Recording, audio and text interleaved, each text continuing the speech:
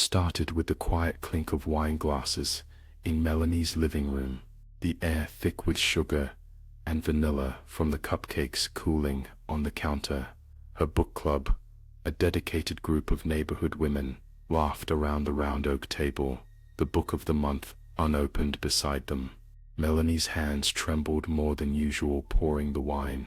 She didn't want to, but they'd given her no choice, not after last month, when Lila had cornered her about the texts, the missed calls, the odd shapes in Melanie's window at night. It was supposed to be simple gossip, but their voices had grown teeth. She watched them, their laughter sharp, their heads tipped back. She baked the muffins herself, filling them with little pink pills, crushed fine as sugar. As the minutes crawled by, their laughter softened, became slurred and uncertain. Lila's brow wrinkled. Chelsea dropped her glass, one by one.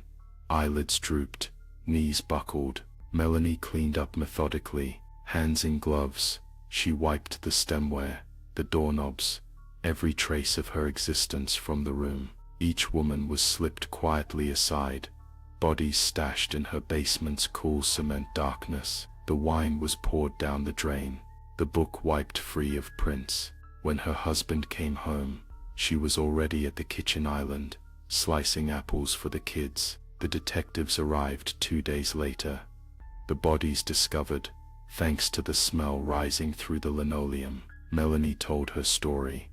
A man always in the periphery, lurking under the street lamps. Strange footprints by the sliding glass door. She described him in whispers, broad-shouldered, a lisp like a snake, hammering on the windows in the rain.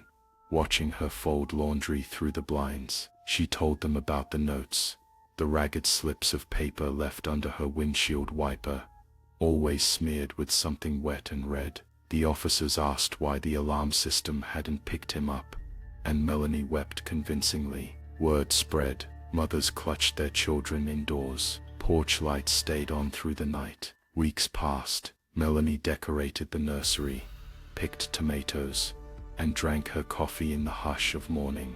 Life returned, almost to normal.